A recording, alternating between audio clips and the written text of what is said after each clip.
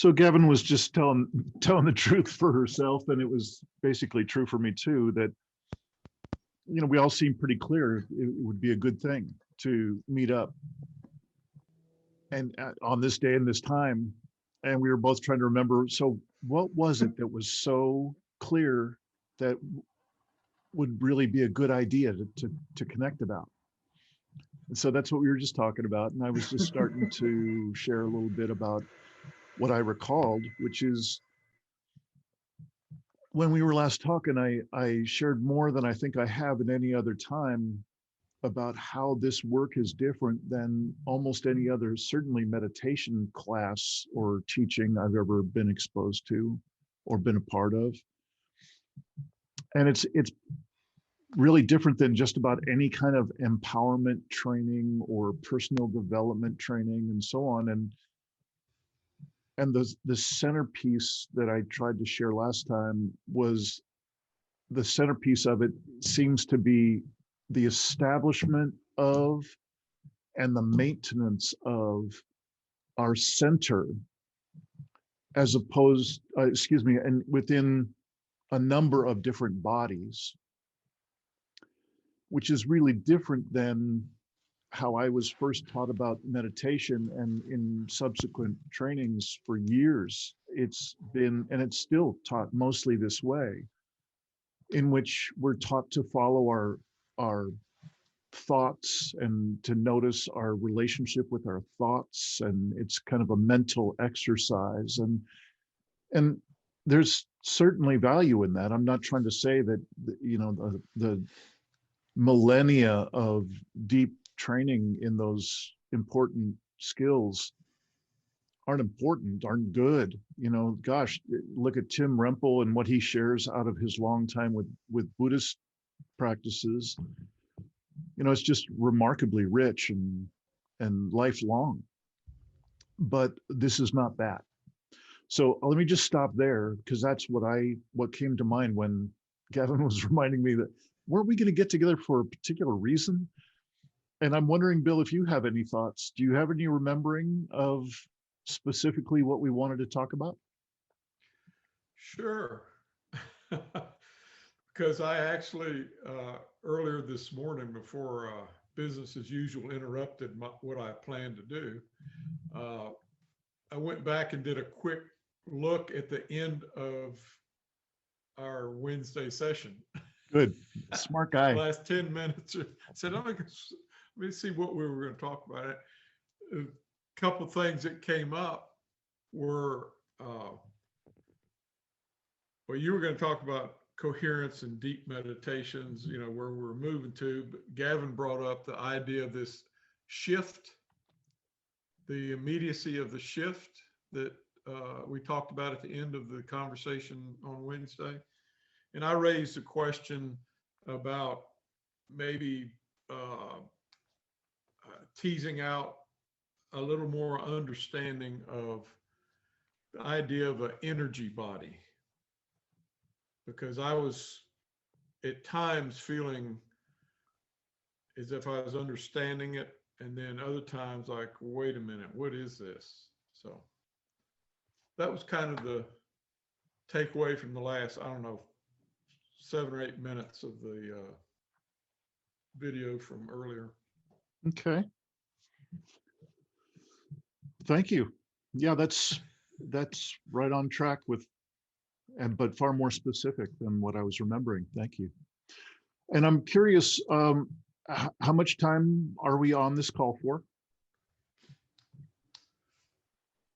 I'm okay. I've got the only thing right now that I've got between me is dinner and then bedtime. Okay. Gavin, what's your preferred timing? I'm pretty open. I mean, I probably need, it's 1:30, 2:30, probably maybe by 3 or 3:30. I mean, Yeah. I can go for an hour and a half. Wow. So, whatever, like I said, my afternoon is open. Yeah. Until 4-ish, which is when dinner will start happening around here. Yeah. The prep for that will happen. Okay. I'm not quite as available as you two. Uh, What's your I, time? I think would have about a 45-minute max. Okay. And I don't think it would be difficult at all for us to fill up that amount of time. Nope. And so if that's acceptable for you, then off we go. Yep. Go for it. That's great. And Gavin, was Bill's recap satisfying to you? Was there anything you'd like to add? It was satisfying. There's also, I'm in a dilemma with the reconnection piece. Yeah. And but I think I had a talk with someone this morning, and I think I have some clarity around it. And it's all personal story. It's like, yeah, it's just all personal story. So I think I have a better understanding of where that is for me right now. I may want to talk more about that later, but I'm okay with where it's sitting right now. Okay. Good. I'll just trust that you'll bring it up if you have questions or ideas or discomfort or something about it. I'm happy to dive in whenever you want to. Okay. It's funny, I just did an interview for the Poetry of Predicament for the podcast, and with a guy who I respect quite a bit. He's a very grounded guy, and he has puts a lot of very useful pieces together. A guy named Eric Garza, and toward the end of the thing, he also really took exception to me saying the word reconnection in how I couch my work and describe the dynamic and so on. And he then kind of gave me his outline of what his way of talking about what are we trying to do here, being concerned human beings wanting to grow into more effective concerned human beings in some way in the face of a troubling world. And it's so funny as he described his layout of that, it seemed like he was just sort of using a different word. That it seemed like there was a tremendous amount of overlap. So anyway, we'll go there when you want to go there and rock and roll. So I believe we're talking about really all about the distinctions of energy body and how that's different than more standard or regular or usual meditation or contemplative practice. Kind of, yeah. Before we do that, is there anything that either of you would like to check in with that the saying of it, the sharing of it would bring you more present?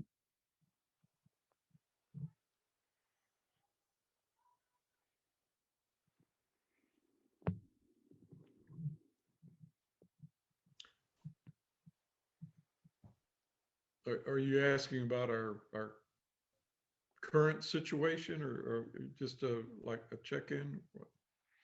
It is sort of like a check-in, but it's really I'm asking you to self-assess that, sometimes I'll find myself in the middle of a day and I'll realize that for the past 2 hours, I've been letting a certain amount of this inner monologue go on about something that I'm concerned about, some little piece of a conversation that I had with somebody, or some piece of a project that's really bugging me, or something. And oftentimes, all it takes is for me to really name it. And if I can do that with someone else with whom we know how to check in and we know how to clear with one another in a really quick way, it can just go. It can just be out of there. But when I don't, I can let it keep on draining my attention, some small portion of my energy and attention for days. It's not, it's rare that it's days anymore, but. Yeah, well, I'll go ahead because I already alluded to my business as usual interrupting what I'd planned to do today. And, you know, it started with a text message and a phone call. And then I found out spending a couple of hours or more engaged in kind of some conflict management, if you will, between friends. And I'm kind of, I won't say in the middle, that's maybe too dramatic, but I am a part of it. Trying to keep things calm. And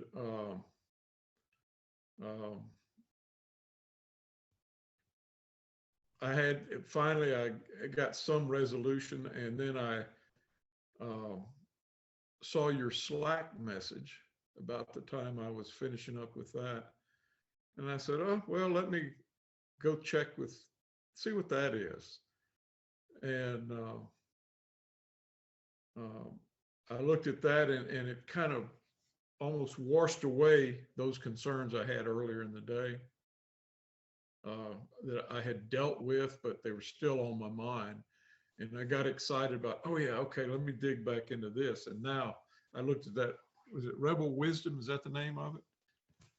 And I thought, oh man, these guys are doing some neat stuff. I've got to dig into this. Let me hurry up and get over with this phone call, this Zoom meeting. I'm going to go back and pull some more of that out.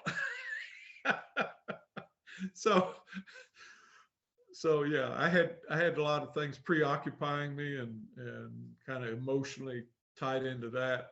And then I think viewing that little piece about 40 minutes that you sent out piqued my interest, and I'm curious. So.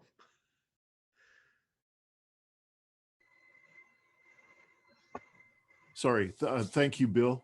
I appreciate it. And Gavin, is there anything for you? Yeah, and I want to thank you for bringing that up, bringing that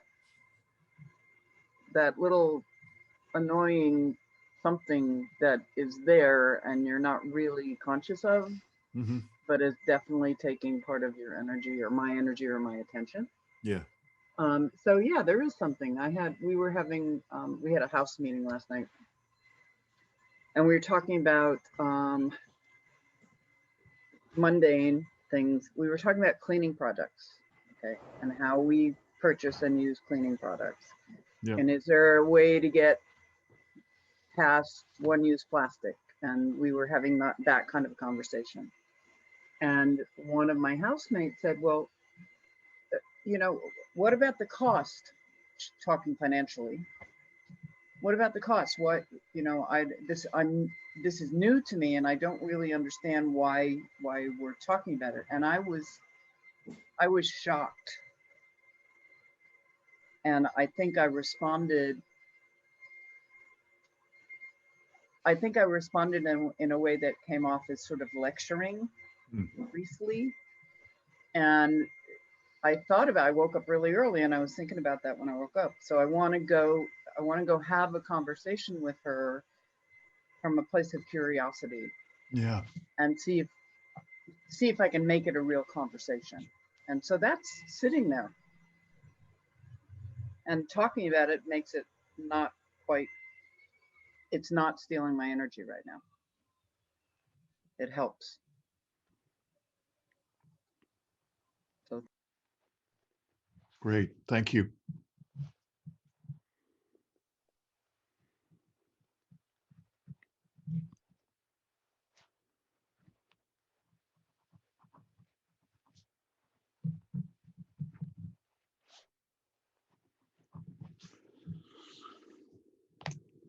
Yeah, you know, I've also lived in community situations, you know, big house, many people, many rooms, everybody takes a piece of the house and cleans it, and you know, that kind of structure. And it was one of the best times of my life.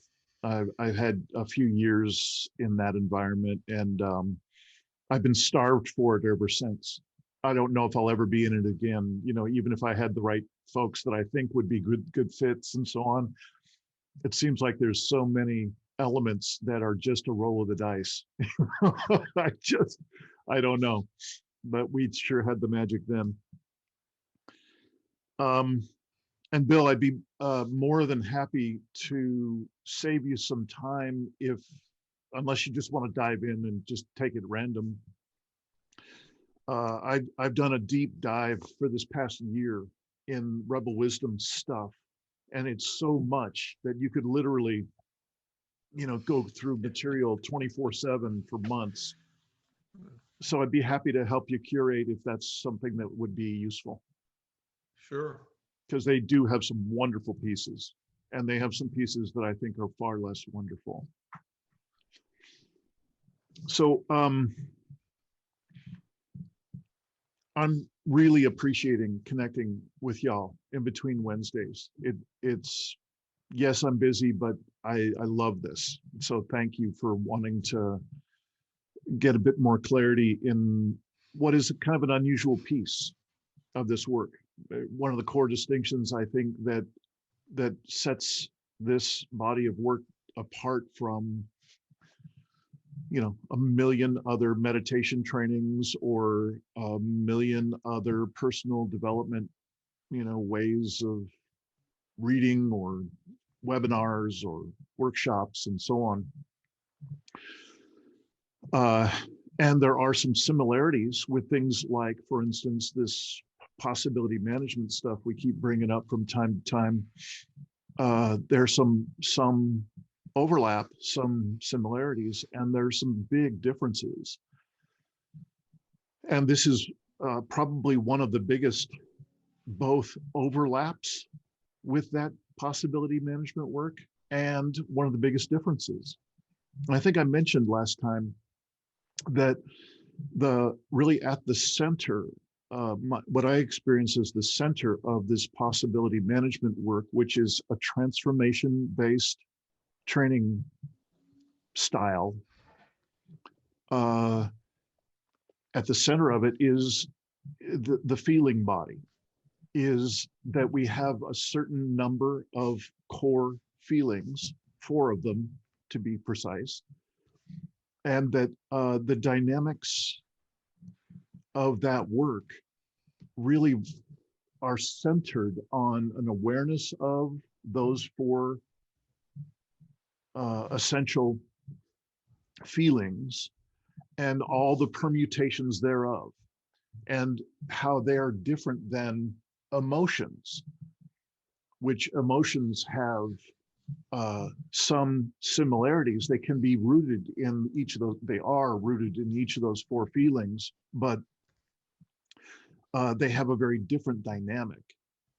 And it starts to build out as we start to look at, so how do these feelings and emotions turn out? How do they show up if we're not consciously aware of them, or we're not conscious of the permutations that can happen if we're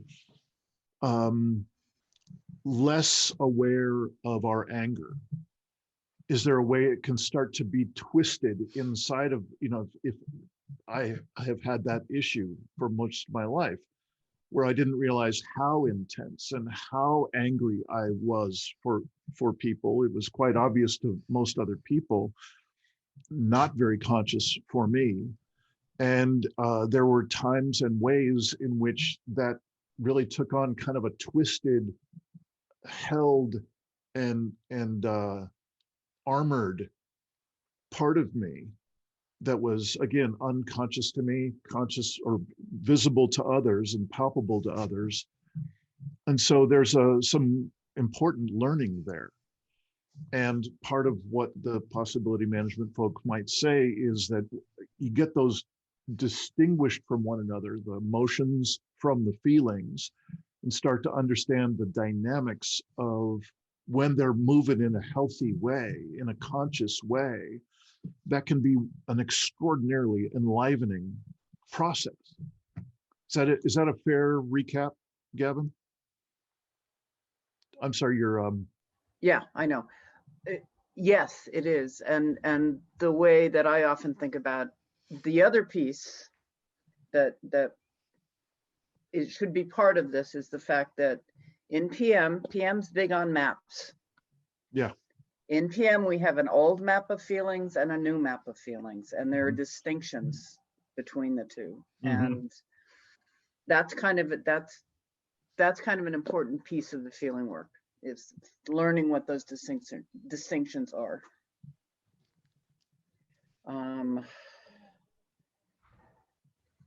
But it is the biggest focus. Yep. That and the other piece is the drama triangle. And they do talk a lot about 4 and 5 bodies, but you're right, it's mostly the feeling body that they're working with. Right. At least the level that what I've seen. Yeah. We talk about the other things, but it's mostly the feeling body. And I think in PM there's a reason for that. There's a reason. The reason is to clear, right? So that's, yes. So I think you've got a really good capsule of it. So Bill, if you ever want to really just deep dive into it and get a whole lot more information, the guy who invented this stuff called, his name is Clinton Callahan. You can watch a couple of the interviews that I've done with him and his partner, Anne Chloe. So that's an easy way to just get a sense of some of their presence and how they talk about the distinctions and so on, and how they talk about their work. That might be a good kind of way to put it. I have looked at their website and actually looked at a few of their videos when I was trying to at least become familiar with what some of the terminology was. And so yeah, I've looked at it. It's something that I've kind of pushed off to the side. I had some negative feelings about it that, I mean, I don't want to offend anybody, but, and this is, I may be way off on this because I think a lot of the stuff he talked about is doing some good work, but I almost had the sense in 1 or 2 of the videos like a cult or something. He was at the center of this, and people tended to view him, and that just kind of made me back up a little bit. Sure, I understand completely. And there are times when I've been in full agreement with what you're saying. Okay. So just, and I would echo that. Yeah. So okay. I would definitely echo that. Yeah. So, but I guess what I'm leaning toward, Bill, because we're on the same track. Sounds like all 3 of us are on a very similar track. What I don't want to do is throw the baby out with the bathwater. And I think I want to, what I'm trying to do is actually just make a little bit of sense for you about, so why is this stuff, if it kind of smacks as a cult to me too, and some culty pieces and some kind of like other pieces that are just not a good fit for me. Why would I still have it as one of those bodies of work that I put into this imaginary toolkit for my own practices and for others that I'm offering to? And so I kind of, that's why I'm bringing it up today. That's why I wanted us to talk about it a little bit. So I'm not at all saying hook, line, and sinker, you really need to do this and blah, blah, blah. I'm saying that there's some pieces of gold in here. And I think that there's some, I'm very committed to transformation-based work, and I mean specific things when I say the word transformation. And transformation, like so many words in our culture, has been just sucked up by the machine that wants to, now I can go on the internet and in 20 minutes I can buy a pair of socks that's going to transform my life. And so obviously it's been commodified and diluted, and it's unfortunate. But to kind of ease out of the leaning toward possibility management for the moment, what I really wanted to distill out of that was do a nice job of talking about different bodies that we have. And it's just a way of looking at it, a way of talking about it. So we can, like Gavin was saying, we can map this out and share a language, and it can actually start to make sense of things that are at best kind of an intuition, but usually not very well articulated. And it can be kind of mushy when it's like that. It's like getting into a swamp where opinions and very poorly formed thoughts about stuff make it difficult to share insights and share practices and so on. So these maps are useful. And one of those maps is suggestion that there are 5 bodies. So that's the physical, obviously, then the mental and emotional or feeling body, and then the energy body, and the last one could be called the archetypal body. And the archetypal body, as far as I'm concerned, is where when we talk about things that are truly of mythical stature, like when we're talking about the soul, or we're talking about the hero's journey, that's where that one comes in and resonates most. It also tends to come up when people really dive deep into a conversation about meaning, finding meaning in life. So again, just a brief little recap of one way to look at it through that model of 5 bodies. The specific one we want to talk about from here out is the energy body. And the energy body is by far the one that I put the most of my attention on in my own practices for my whole life, really. And there are a couple of elements that we share at least a little bit of shared experience.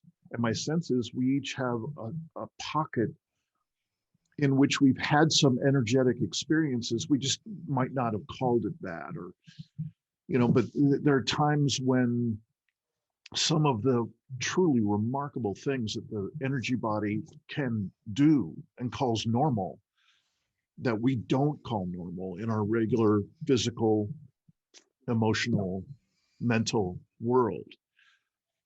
One of them is that immediacy of shifting, that is not a linear environment. Yes, you can impose some linearity in there once in a while, but it's not the norm. So when we've talked about in the wider embraces, and we mentioned that here we are in just a really typical kind of easy to understand and feel and move through guided meditation. She's so beautifully set it up that the most people in even their first session can easily have a felt sense of shifting from almost a microscopic awareness inside our body at cellular level and so on. It's quite a remarkable thing. And then to shift, as within a couple of sentences, shift to the planetary level, the cultural level, the solar system level, and beyond. And I don't know about you, but my mental body, my physical body, my emotional body freak out. Their collective heads explode. Like, what?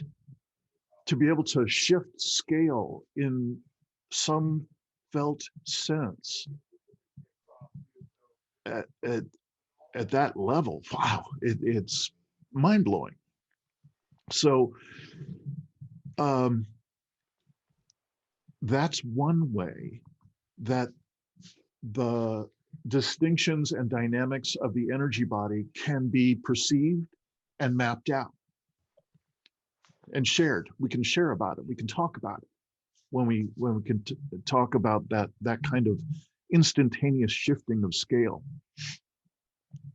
There's a tremendous amount of depth available to us to keep mapping out how the energy body is connected with and intimately related with our attention, and intimately related with what I keep doing this, when we're talking and I'm telling you about my inner experience, this indicates to what is also called the implicit senses. And I keep going back to that Elaine Miller Karras book, where I found that she was my entree into a way to talk about it in terms of some language that many therapists use, many doctors use, when they talk about beyond, like, what's the word I'm looking for? In any case, other senses than the 5 we might call normal. So there is actually an established, small, but an established vocabulary that includes these implicit senses, these other organs of perception in our system, in our body.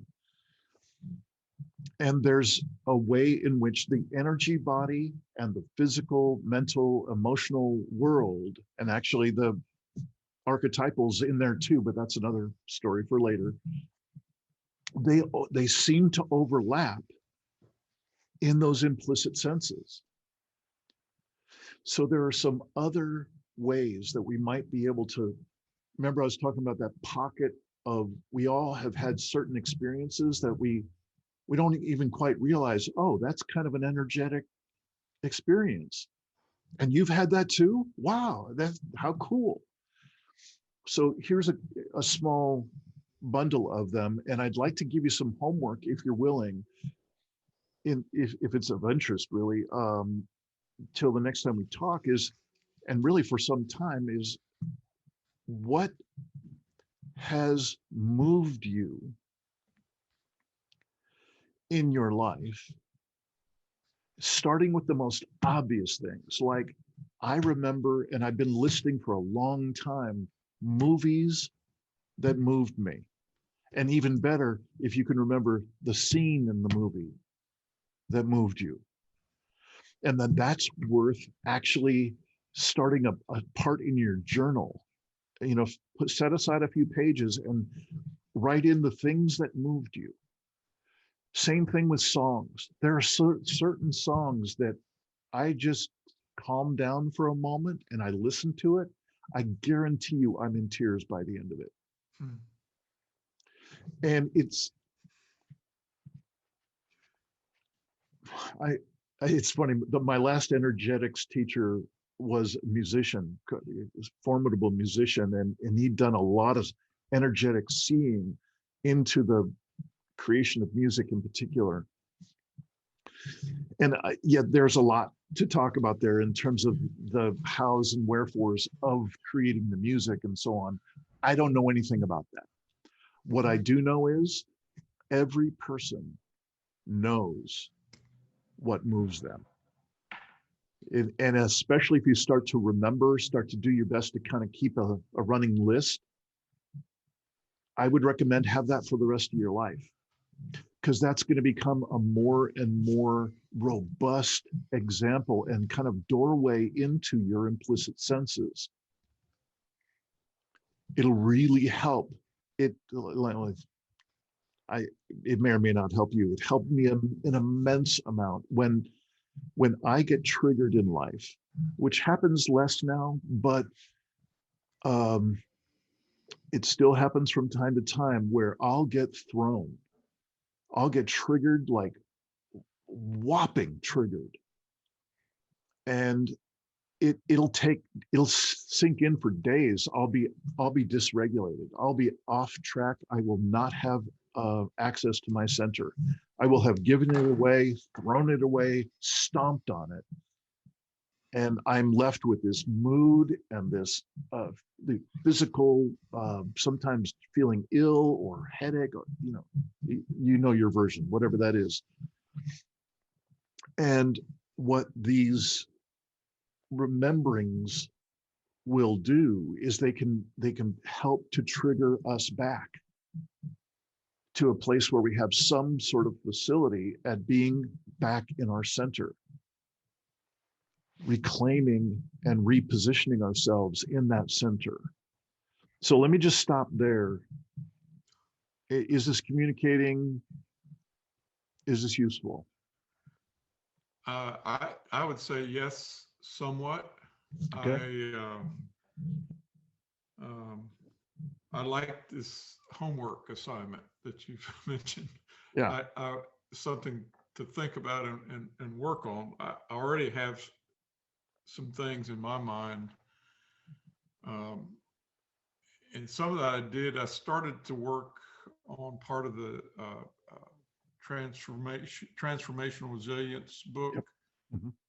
He talks about what are those things that you value, what's important, Yes. and actually draw a picture of it. Yeah. And there has been a mental picture since childhood, some point in childhood that I've had that is always calming and I go back to. And my wife saw the drawing sitting there and she said, "What are you doing?" I said, "Oh, that's something I drew." I said, "What is that?" And then when I told her, she said, "Oh, that makes sense," because she saw the particular features that I had drawn there. Yeah.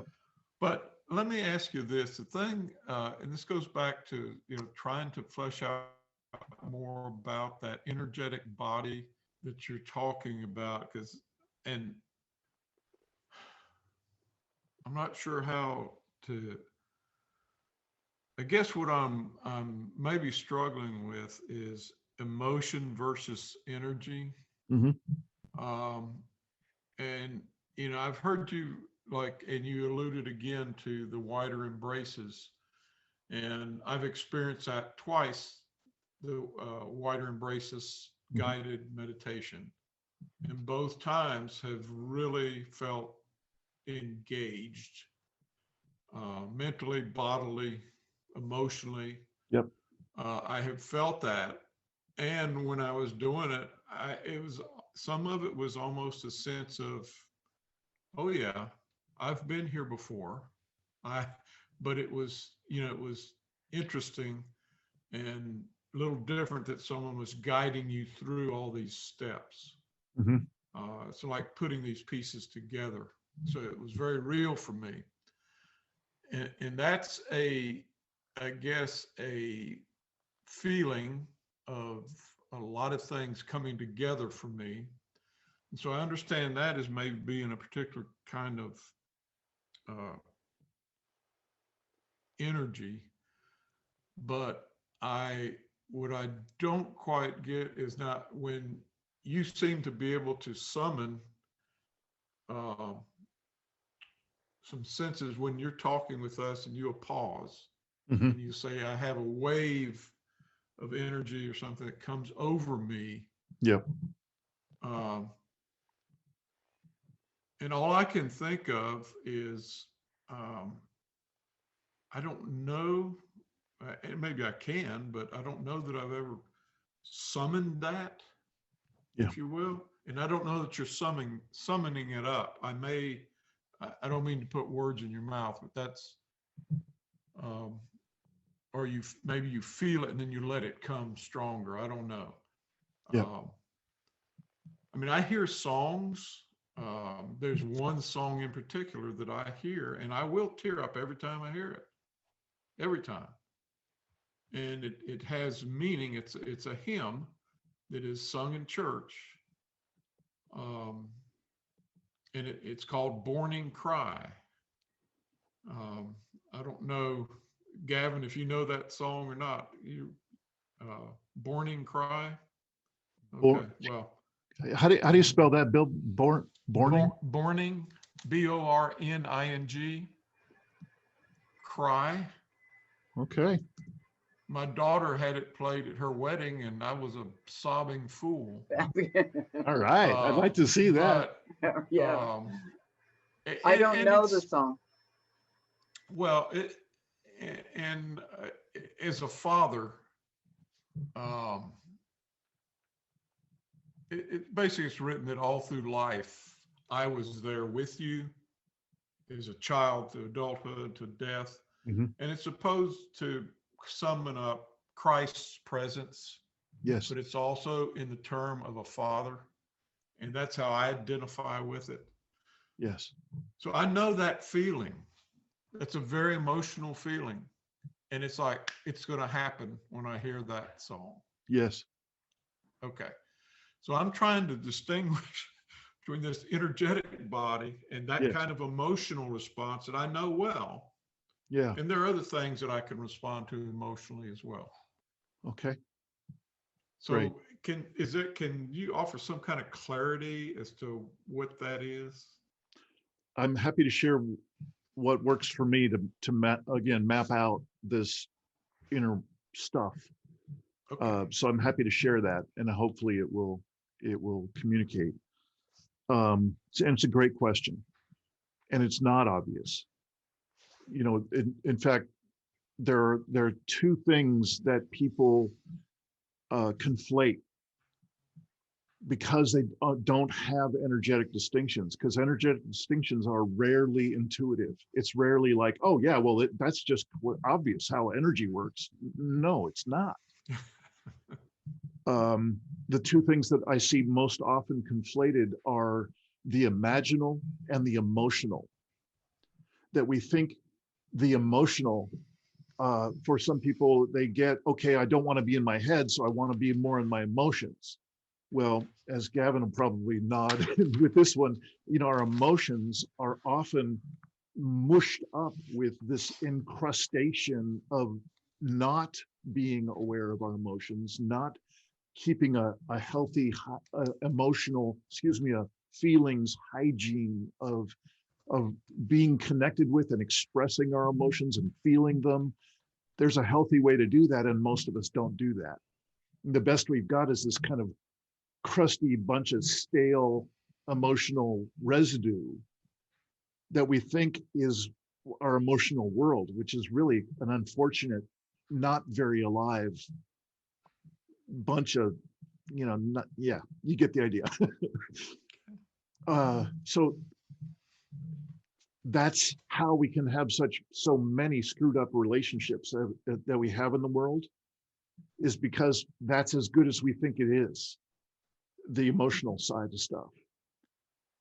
So not to say that, you know, everybody doesn't have a certain amount of just pure great emotional something or other every once in a while.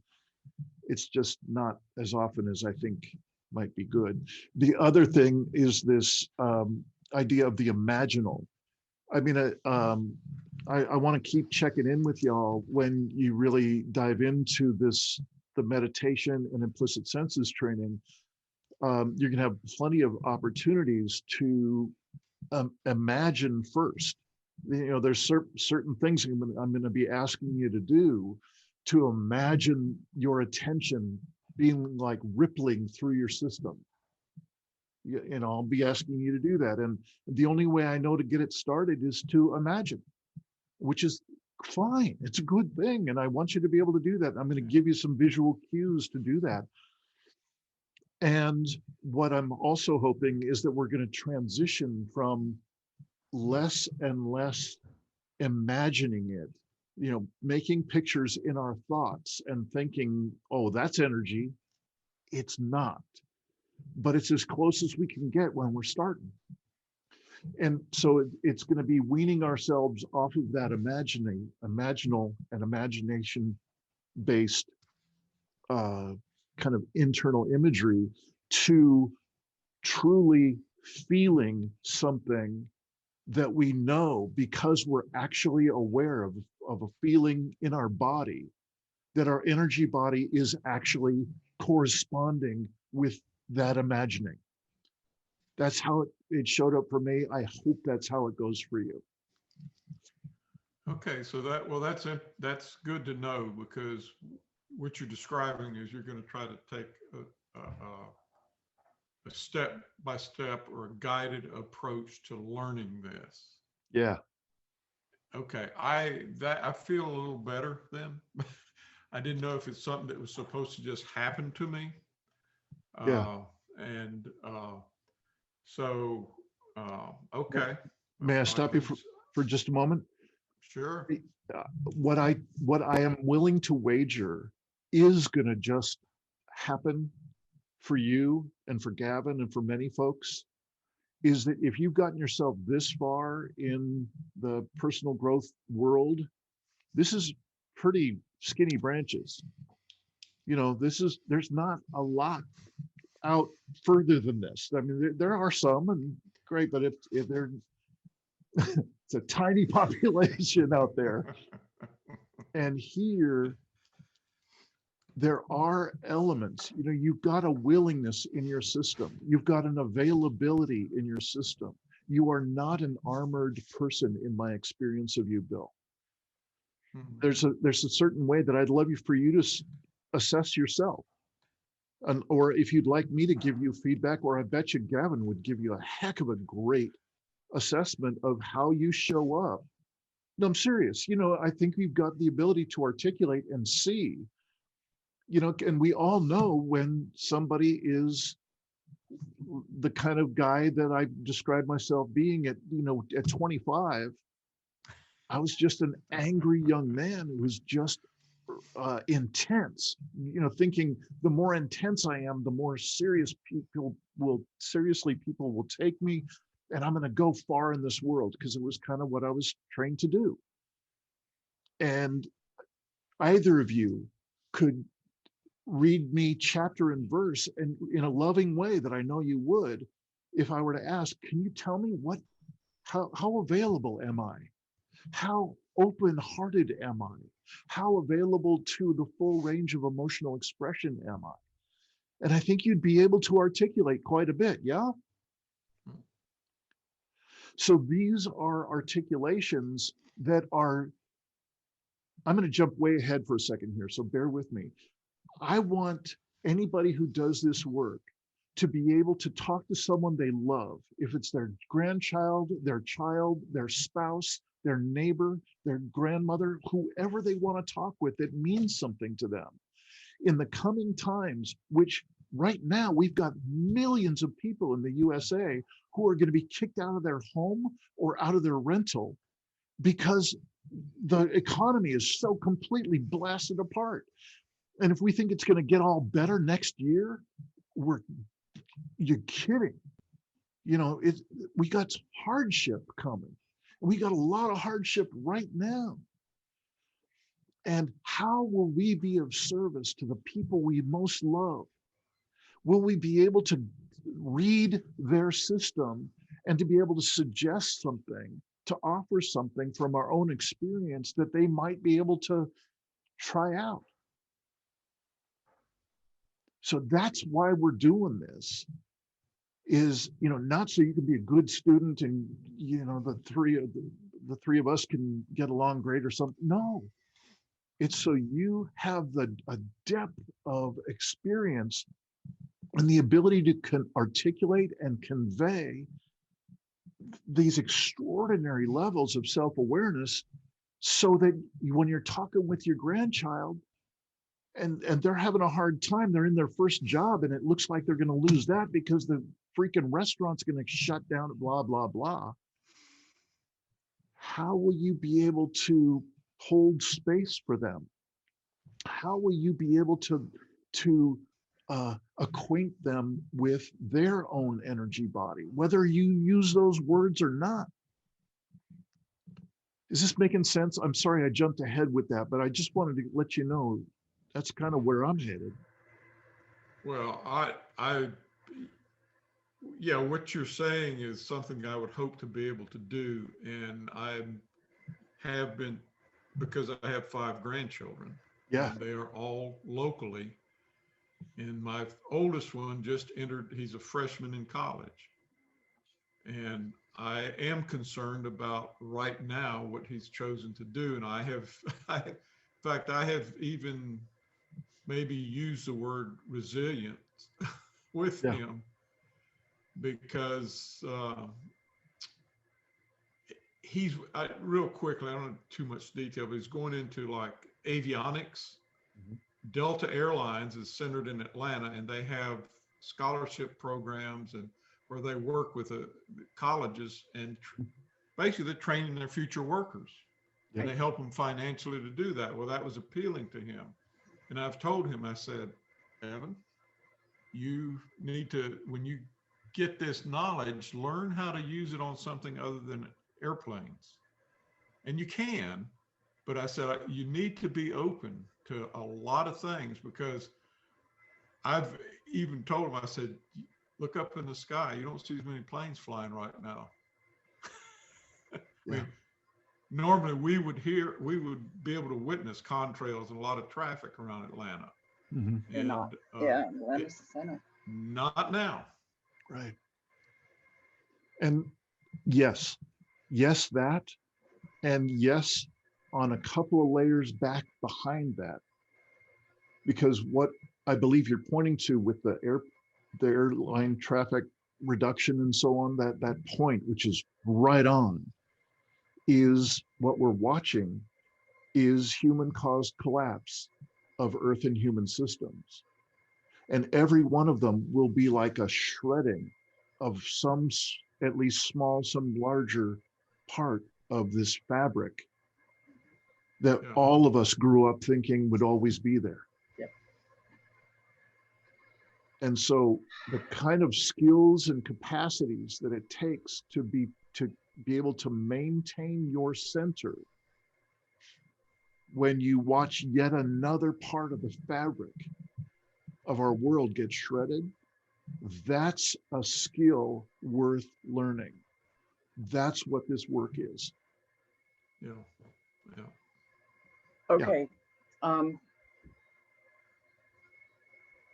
That's what I'm here for. Yeah. I want those tools so that I don't shut down. Yep. Right. Because I can sit here by myself and go, okay, I can see all this is happening.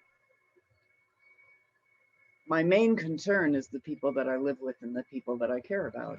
Yes. And that they will be able to see what's happening, and we will be able to respond in a way that's responsible and kind. Yes. And maybe connect with the other people that are living around us. Yes. For me right now, the thing that is, you talk about the implicit senses and the meditation pieces. I started doing the coherence meditation. Mm-hmm. I have stories to tell about that. I'm journaling a lot about that. Wow. Okay. So that's kind of the place that I'm at right now with that part of it. As far as the energetic body and the energetic experiences go, I believe that when I was younger, I had much deeper awareness of that, or I had the thing itself was much closer to the surface, and that over time I've shut it down or lost contact with it. Do you remember in the first introductory series, the Living in Two Worlds, talking about override? Yes. Yeah, that's what happened to me too. I learned to override those precious insights and sensitivities. I'm sorry, I didn't mean to interrupt. No, it's true. That's exactly what I did. And I think a lot of people have done that. And a lot of people are choosing not to even look at it. Right? I want to look at it, and I want those around me to look at it. Yeah. And it's a different, the language you're using. I mean, I do PM. A lot of people in my community do PM. This is a different thing. Yeah. And I believe from what you've shared so far and what you're talking about, it goes deeper. Yes. Okay. And that's where I want to go right now. Fabulous. So the distinctions you're making, I want to hear more about the deeper parts. Okay. Right? It's like, Okay. I get the distinctions. Yeah. Right. And I want to hear more about the deeper parts. That's just for me. Great. Thank you for sharing that. And I When would you love say to hear. deeper, when you say deeper parts, what do you, deeper parts of? Okay. For me, it's like I have a certain understanding of how I work, right? I have a certain understanding of how I shut down. And I'm learning the tools that I'm getting here are helping me to sort of keep my center. I don't know how to explain this. So I know how to keep my center in relation with others. Okay. I think the work I'm doing here is helping me to learn how to keep a different kind of center in not only relation, but with my relations with the whole world or with the world around me. Okay. All right. And that's the deeper pieces that I'm talking about. Thanks. For me. Yeah. That makes sense? Yeah. Okay, you. good.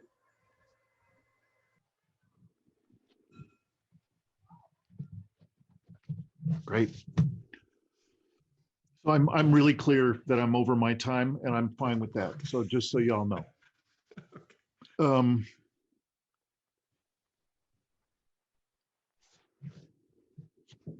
I think the best direction we could go would be to continue on the track that I started out with the and I so appreciate your patience with not having the written packet. I'm literally able to get that packet out today, so I'm thrilled with that. And soon behind that will be all the similar detail for the Reconnection series. So a whole lot more of the flesh will be on the bones with those to kind of fill in some of the gaps that we're trying to fill in here. The out of what Bill was just sharing, and then Gavin, out of what you were just sharing, the best things I know to do is to give you a couple of more prompts that if you both are being so good at diving in and just really doing your own inner exploration with pieces like Gavin, for you to just dive into what is a pretty passive thing. That coherence meditation is, it doesn't get more passive than that. Right. You don't have to do much. Ideally, you're laying down with a nice thick blanket on you and have the right temperature going on, darken space, listen to the music. And for me, it just takes care of itself. I come out the other side like as if I've just done a Stina Wider Embraces where I just feel clean as a whistle. Like I'm coherent, head and heart are in a beautiful blend. And with the Stina in Wider Embraces feeling, it's as if I've just gone through an energetic car wash. Yeah. Like I've just walked through it, and I feel like I have no crustiness. I have no grumpiness about politics. I'm so like when I haven't realized just how dirty the windshield in my car has gotten. Like today, I just realized the inside of my windshield was so filthy, but I had no idea until the sunlight was right this morning. And I could have gotten in an accident. It was messed up. And so energetically, it's possible, it's likely that most of us are not seeing very well. Right. So what I hear you both saying is you want to see better and you want to get these distinctions in your experience, and there might be some crustiness in the way. Uh-huh. Some windows might need to get cleaned. So yay, all of us. A phrase that I would offer you, Bill, is invite the waves. Invite and trust the waves. It'll be a blending of three things probably. You might have some mental activity, imaginal activity, and that's fine. It might be some emotional or feeling body activation. So, you might be watching that movie that always tears you up. That's fine. Both the imaginal is there and the emotional or feeling is there. And when you're doing that, and especially when you're consciously, what I'm doing when I'm inviting that myself, because this is a daily, hourly practice for me, is just to keep asking myself, how open can I be in this moment? How can I open myself more to the beauty, to the true miracle that it is to be alive in this moment?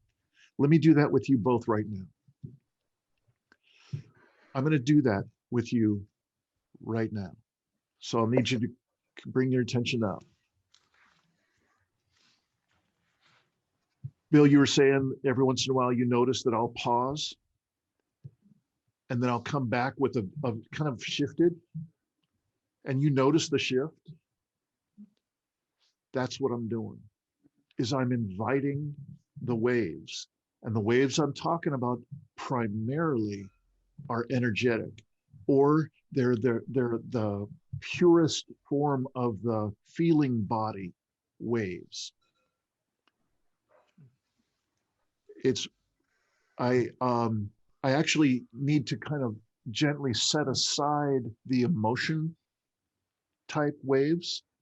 Those tend to be reactive for me. That's when I get grumpy about politics and stuff. It's not so pretty and not useful.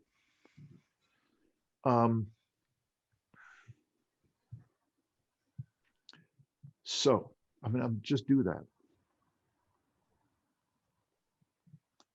So what I'm doing is I'm deploying my attention in a different way. I'm coming out of my head, because I've been up in my head trying to relay this stuff and talking and blah, blah, blah. Mm-hmm. So I'm lowering my attention. As you'll hear, there's one of the meditations in which a guy named Philip Shepherd orients our attention down from our head all the way to the bottom of our pelvis. It's a great skill to have, to be able to move the seat of your attention from one place, which is usually up here, to wherever you want it to go. Not a bad place to take it to the bottom of your pelvis. Really good spot. Tends to be a little bit more or a lot more available to energetic awareness down there. Okay. So I'm noticing that that as I'm shifting that, I'm more aware of my breath. And my breath, I've been breathing very, very shallowly for a number of minutes now, barely breathing. I'm very excited. I'm very, very happy and emotional. I'm so delighted to be connecting with you both about this. And I just love this. So in just saying that, I have a much deeper breath. And indeed, my awareness is down now near my belly button now. And I've been closing my eyes to be able to, using a little bit of imaginal, but more energetic awareness. I'm just shifting the entire center of gravity, if you will, of me down lower.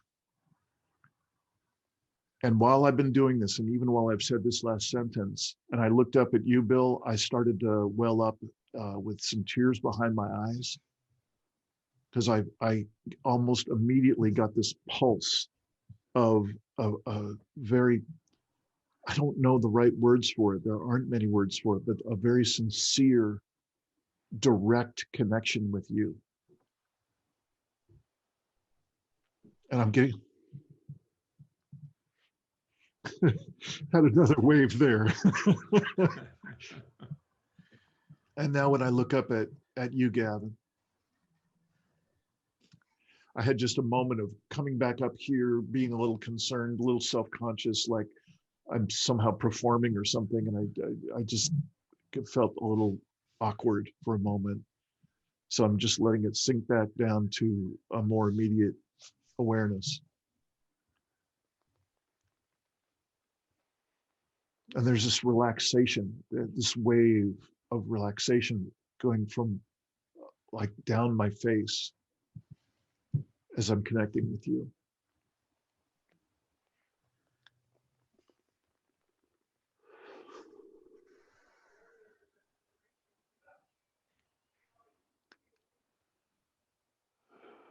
I feel this. Again, I'm sorry. There are times when there is literally no language, so I'll do my best. There's this stability. There's this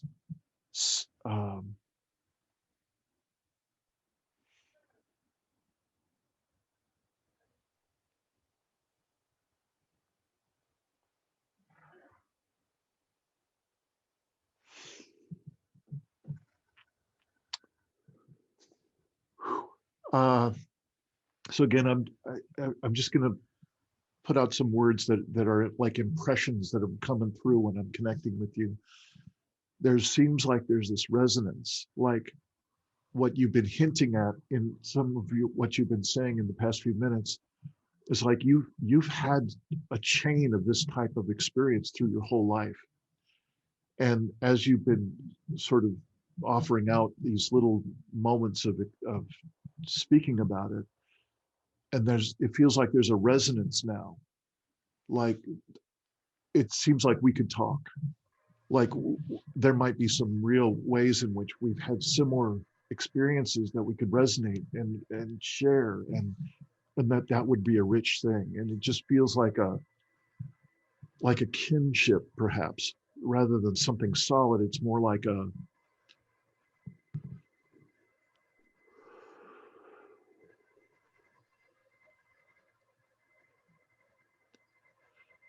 a fit or a resonance. I hope that communicates.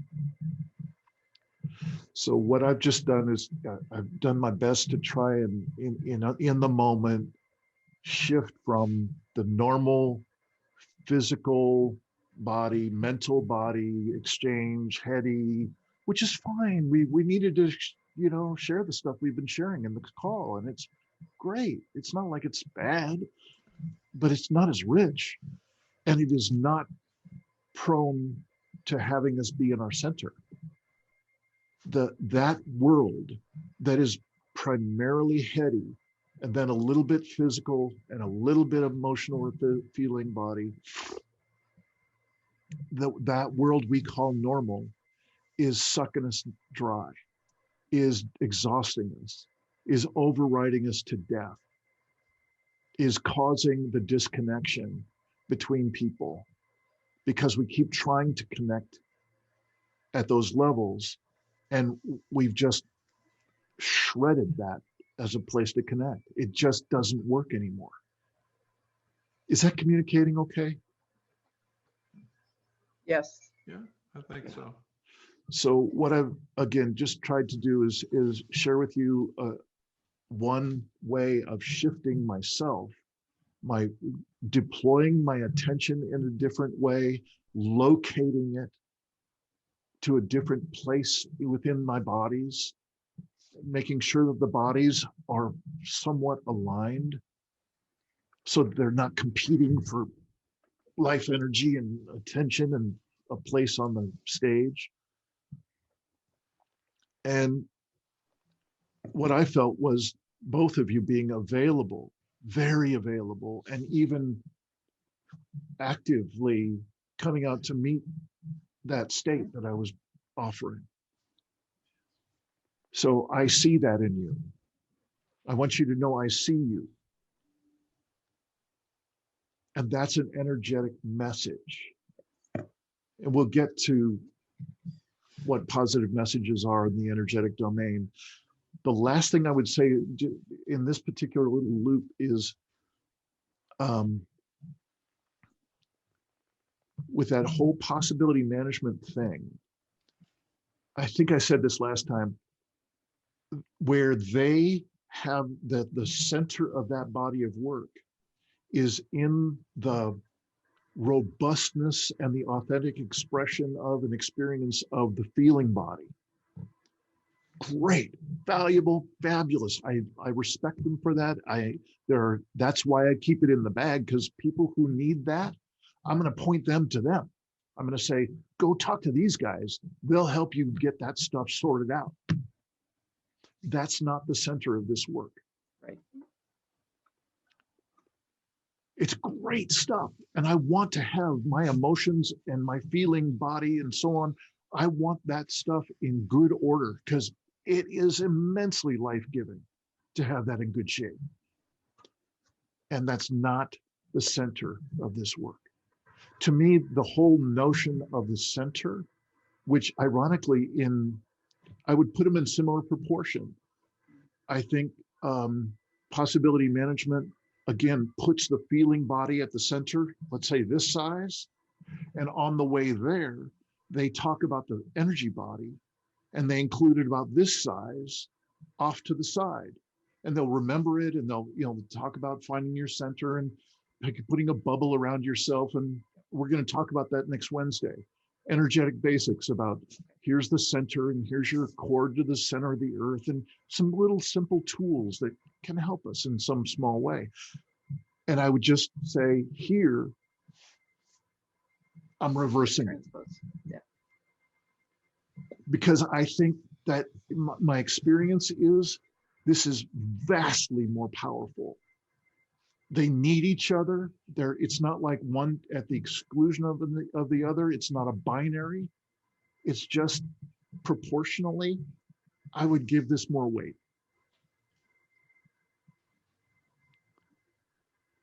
And in my experience, this is also, both are very important when we're talking about people we love. And, let's just say these people don't want to hear about weird stuff like energy bodies and even, emotions versus feelings. What the hell are you talking about, Bill? I know what that's like. And I've lived most of my life in having to speak a different language and have a kind of a different thing going on behind the curtain in the most loving possible way. And I think you're going to be you probably both have been doing the same thing your whole lives. Yes. And I think you're going to be doing even more of it, because the world needs us. This is what it's like to be a leader now, is to have these powerful tools and experiences going on and crafted and held powerfully and shared powerfully, and sometimes kind of behind the scenes. We're gonna have some people in our lives that are really gonna need stability. Yep. Really gonna need energetically centered people who have some wise counsel to offer. How to find their center, how to establish it in their experience, and how to maintain it. And sometimes you'll need to be able to share that with them in a way that you never say the word center. Mm-hmm. Yeah. And I'm sorry if this is bad news, but I don't like the calling for leaders of the type that we're talking about right now. The calling is so loud, sometimes it wakes me up at 2 a.m. It's like, holy shit, there is so much pain. And there's so much override. There's so much lack of center in relationships. There's so much disconnection. Literally, we could just go back to the living in two worlds prompts, those few questions that I included, and we could just stay there and keep looping from where we are here back to there. We could do that for years and have a rich and powerful time together. And the people in our lives, they don't know how much they need to be reacquainted with their center and trained in how to maintain it, especially when you've got children who then have children.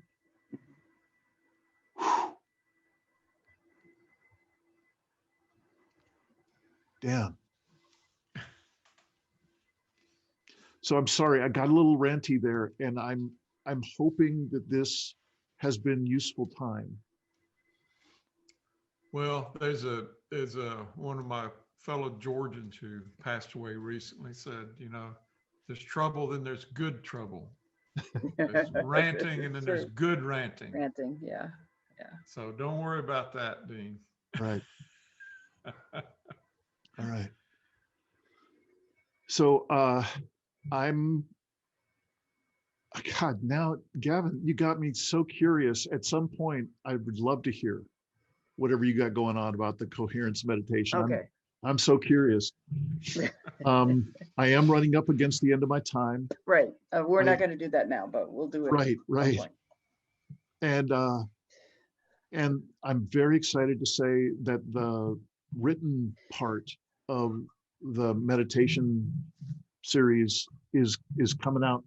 Like, I'll put it in an email directly to you, in addition to posting it in the course, more than likely today. And along with that, the next piece over the next few days, perhaps by the next Wednesday, each of the meditations will have a little video to go with it, to introduce it and to talk about the instructions as they get a little bit more complicated and so on. Mhm. So I'm excited to share that with you. Yay. Great. And that piece that I shared in Slack, I like that group. If I'm remembering right, I sent out, it's a combination of different speakers. Is that right? Yes. Yeah. Yes. That's some of the best folks out in the world today. You know, Diane Musha Hamilton is just this grounded, powerful woman. Oh my God, she's got a center. You want to see a center in motion? Watch her talking. Just energetically look at her center and just feel what it's like to be with her in her center. Oh man. Yeah. Damn. You know, more so, for instance, than the guy he's kind of a rock star, young guy, stud, talks fast. His name is Jamie Wheel. He's incredibly bright, and I love his work.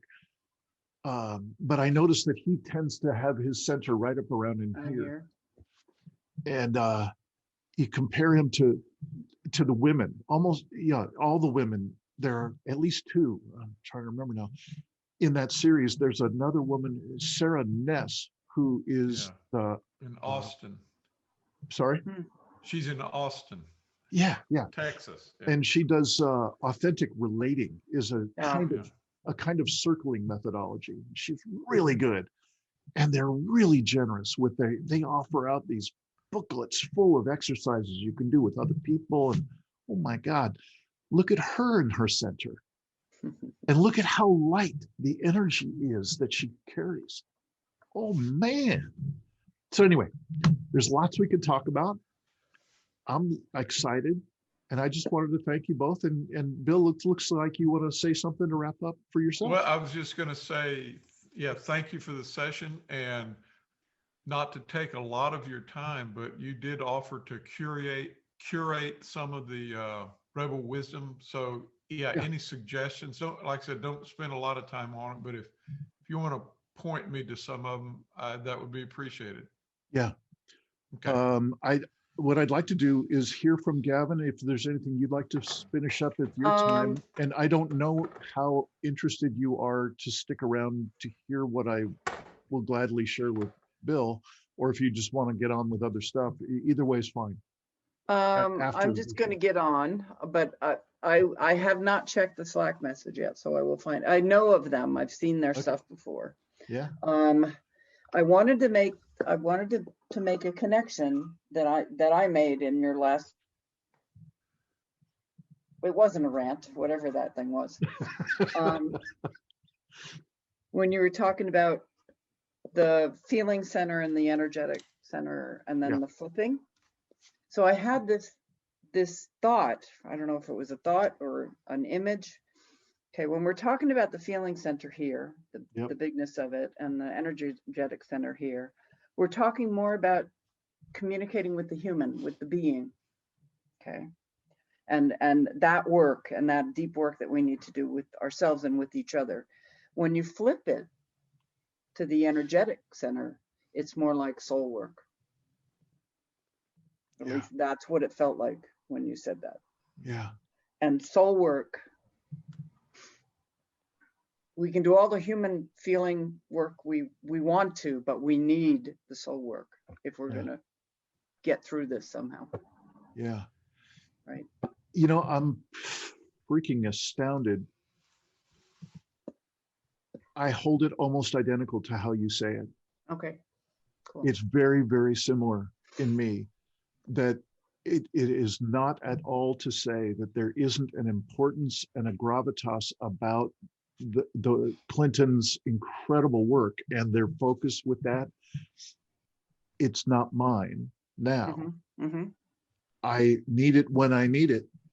Oh man, I need some help when I need some help in that feeling body realm. And we are notice how I couch the work as I'm saying that we are here in this predicament-laden world because we've disconnected from all the primary sources of meaning in a human life. Deeper self, others, earth, and soul. And those sources of meaning, they all have a thread through soul. Yeah. Oh, okay. Meaning lives in the soul, says my interpretation. So I just so appreciate how you just laid that out. And yes, I'm very much with you in that. Okay. Cool. And Dean, I didn't mean for you to give me those links now, but if you want to just text me or put it in Slack or however you want to. Yeah, I'd love to give you like 3 minutes now, because I think I can make it super easy for you. I've even curated it and it's already in the courses, and I can just get you toward it. I'm going to turn a light on here before I get it off. Just a second. I will see you guys on Wednesday. Okay, doke. Thank you. Good to see you.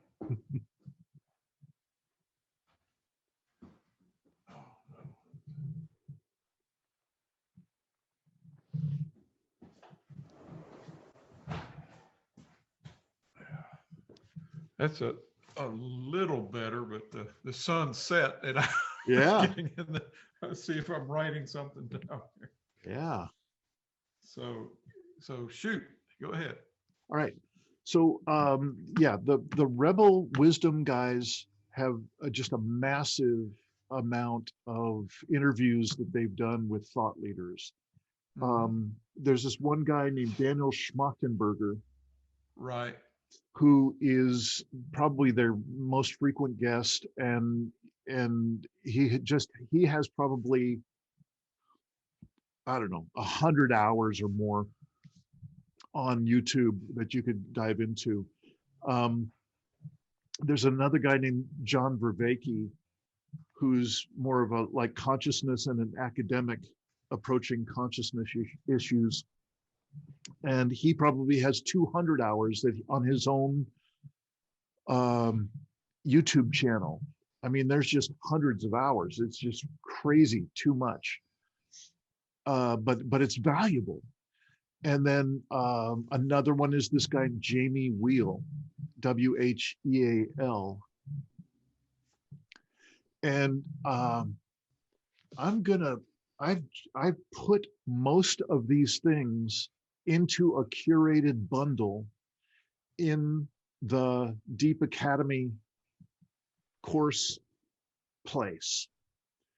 So you can look at what's on offer, and I believe that one of them that's on offer is called a deep dive. There's a whole series of deep dives, and I'll be sure as soon as we get off this call, I'll make sure that I've posted it in a way that it's visible to you, and you can go in and just click through and just sign up by clicking through.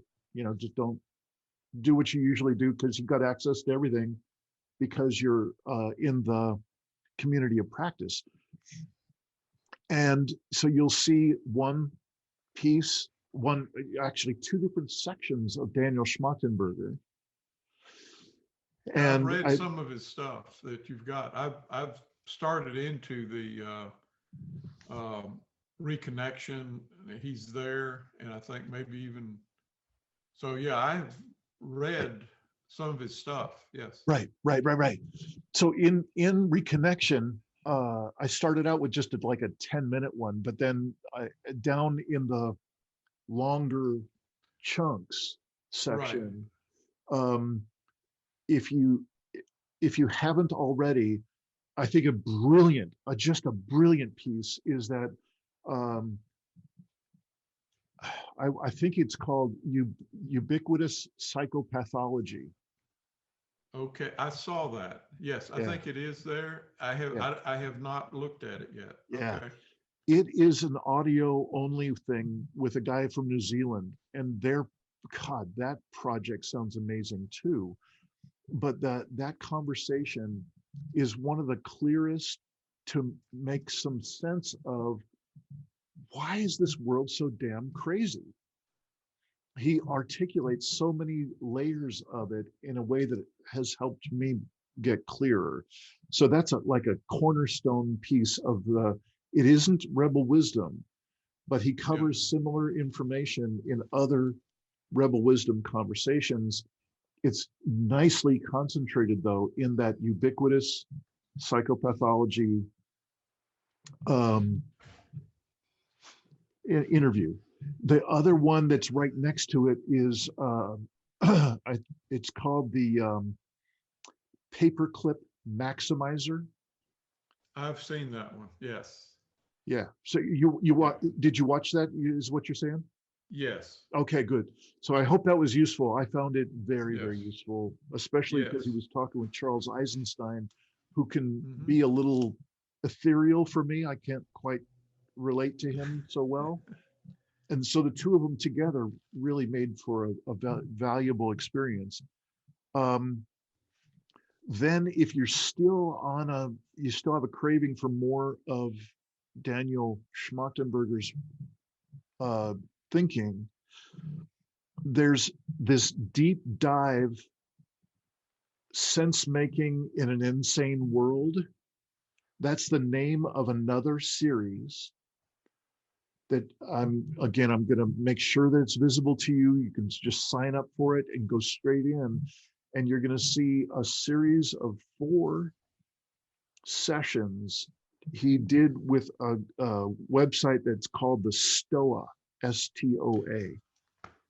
I've looked at one of those. Yes. Yeah, and what In I fact, love about sorry. I marked Stoa as a bookmarked it in YouTube because I said, that is a resource worth going back to.